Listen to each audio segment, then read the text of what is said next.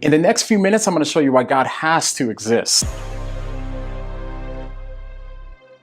We can start by having you take a look around. Now, what do you see? You probably see a bunch of stuff. Okay, now think about that stuff. And it doesn't matter what kind of stuff you're looking at, this will work fine for anything that you can see. Now, I want you to ask yourself, did all of that stuff exist 50 years ago? Or 100 years ago? Or how about 1,000 years ago? Better yet, you could just ask yourself, was there a time when what you see now did not exist at some point in the past?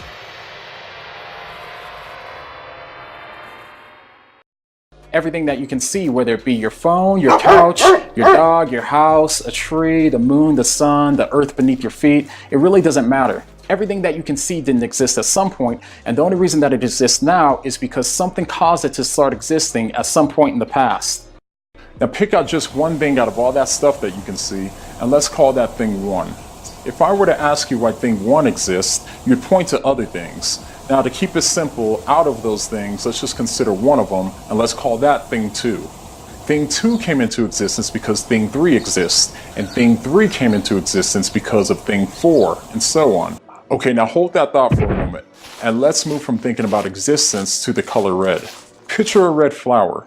Now there's a reason why that flower is red. The flower didn't have to be red. The flower could have been yellow, the flower could have been white, the flower could have been purple, but instead it's red. The redness of the flower came from something else that gave it its redness. If something didn't give the flower its redness, then the flower wouldn't have been red. Now the important thing to remember is that the flower itself is not the same thing as redness. Now, it has redness, but it's not redness itself. Back to existence. Existence is kind of like the color red. Existence is something that the flower has, but the flower itself is not the same thing as existence. It only has existence because something else gave it existence. The flower wouldn't exist unless it got its existence from thing 2. And thing 2 wouldn't exist unless it got its existence from thing 3. And thing 3 wouldn't exist unless it got its existence from thing 4, and this goes on and on. This is not only true for the flower, but this is true for every single thing that you can see right now. All of the stuff that exists will eventually trace back all the way until we get to a final point that we can call the OE. No, not that OE. OE as in original existence. Okay, better yet, let's just call it thing Z.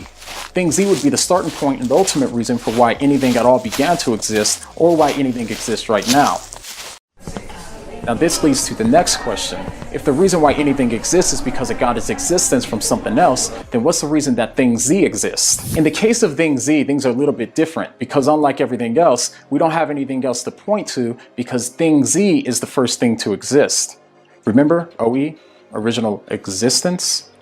In other words, you can't point to something that doesn't exist in order to show why thing Z exists, because obviously that doesn't make any sense. Because thing Z didn't get its existence from anything else, then thing Z had to always have existed. So it would be impossible for anything to threaten its existence or to take it out of existence. In other words, thing Z is eternal. Thing Z would not have existence, thing Z would be existence. So what could thing Z be? Well, it can't be anything physical because anything physical would have either began to exist or it's possible for it to stop existing at some point. And because it isn't physical, it also would have to be beyond physical space. Similarly, it would never have begun to exist and therefore it would have to be beyond time as well. So in other words, thing Z would have to be an eternal, non-physical, uncaused creator that's responsible for the beginning of all time and all space, and also responsible for everything that did exist, everything that exists now, and everything that will exist in the future. Does thing Z sound like someone that you've heard about? Some people call him God.